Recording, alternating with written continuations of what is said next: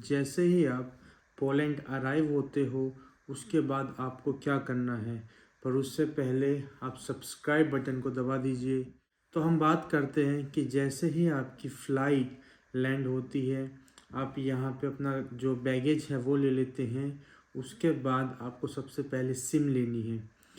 Poland में SIM की जो कंपनी है वो बहुत सारी है, पर जो मैं रिकमेंड करता हूँ वो है लाइका एंड ऑरेंज। आप इन दोनों में से कोई सी भी ले सकते हैं। मैक्सिमम सर्विसेज जो है वो ऑरेंज की ज़्यादा है, पर लाइका भी अफोर्डेबल के साथ साथ उसकी सर्विसेज अच्छी है पोलैंड में। अब मैं बात करूं कि अगर आप इंडिया से या फिर किसी और कंट्री से अगर आप यहाँ पे डॉलर या यूरो लाते हैं तो आपके लिए बहुत अच्छा होगा।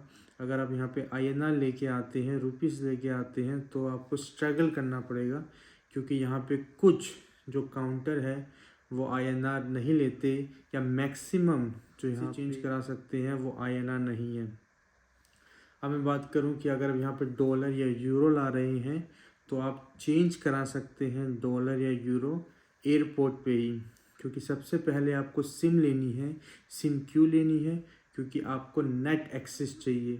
आपको पता होना चाहिए कि आपकी डॉर्मेट्री कहाँ पे है, आपका क्या प्लान है, आप कहाँ रहोगे, आप क्या खाओगे और बाकी की सारी चीज़ें। अगर आपके पास जलोटी है तो वो सबसे बेस्ट है।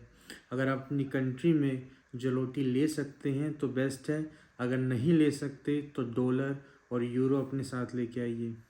तो अगर आपने यहाँ पे एयरपोर्ट पे आए और आपने सिम खरीद ली, सिम से पहले आपको एक्सचेंज करानी पड़ेगी करेंसी। पर अगर आपके पास इतना सफिशिएंट टाइम है या आप सिम पहले से लेके आए हैं, तो मैं रिकमेंड करूँगा कि किसी मार्केट में जाके या कहीं और पे एयरपोर्ट पे अपनी जो करेंसी है वो एक्सचेंज ना कराएं, क्योंकि वहाँ पे आपको ज़्यादा पे करना होगा। आगे मैं आप बात करूं कि जैसे ही आपकी सिम अगर एक्टिवेट हो जाती है तो यहाँ पे 5 जलोटी की सिम मिलती है।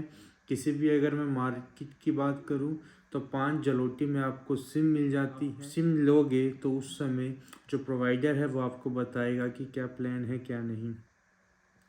अब मैं बात करूँ स्टूडेंट की, जो यहाँ पे पहली बार स्टूडेंट आ रहे हैं, जैसे ही वो अराइव होते हैं उनको सबसे पहली चीज़ ये देखनी है, कॉलेज जो है वो आपको सर्विस प्रोवाइड करती है एयरपोर्ट टू योर डॉर्मेट्री, तो वो सबसे बेस्ट है।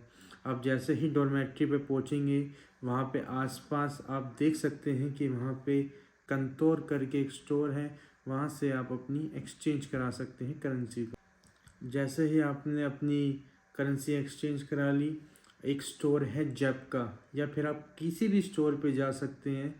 आप वहाँ पे जाके 5 जलोटी आपको पे करने पड़ेंगे और आपको नई सिम मिल जाएगी।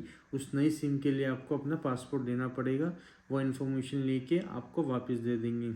अगर आपको प्लान बाय करना है तो आप नेट के थ्रू भी कर सकते हैं और उस प्रोवाइडर को भी बोल सकते हैं आपके रिचार्ज करने के लिए। सेकंड चीज़ की जो बारी होती है, आपको बैंक जाना है। बैंक से पहले आपके पास सिम होनी चाहिए, क्योंकि बैंक में आपको अपना एड्रेस देना पड़ेगा और फ़ोन नंबर देना पड़ेगा। ये दोनों चीज़ अगर आपके पास होगी तो आपका बैंक अकाउंट खुल जाएगा। कि आपके पास सिम, मोबाइल, पासपोर्ट, वीज़ा होना ज़रूरी है जब आप अपना अकाउंट यहाँ पे खुलवा देते हैं। उसके बाद यहाँ पे रजिस्ट्रेशन कराना पड़ेगा। वो रजिस्ट्रेशन कैसे होगा? आप अपनी डॉर्मेट्री में जाके आपको एक पेज में उस पर रिटन होगा कि आप यहाँ पे रहते हैं और आप कितनी अमाउंट पे करते हैं डॉर्मेट्री को। बेसिकली एक सर कि आप वहाँ पे रहते हैं, आपको वो डॉक्यूमेंट प्रोवाइड कर दिया जाएगा। इसके बाद आपको यहाँ पे जाना है। जाने के बाद अपने सारे डॉक्यूमेंट सबमिट कराने हैं और वो आपको एक पेसल नंबर दे देंगे। पेसल नंबर बहुत ज़रूरी है कॉलेज के लिए भी, ओवरऑल पोलैंड में रहने के लिए भी, और जब भी आपको कोई डॉक्यूमेंटेशन चाहिए होगा उसके लिए भी। आज के लिए इतना ही। अगली वीडियो में मैं आपको बताऊंगा कि आप जब कॉलेज में जाते हैं तो आपकी क्या क्या इन्फॉर्मेशन कॉलेज वाले मांगते हैं। आज के लिए इतना ही। Signing off.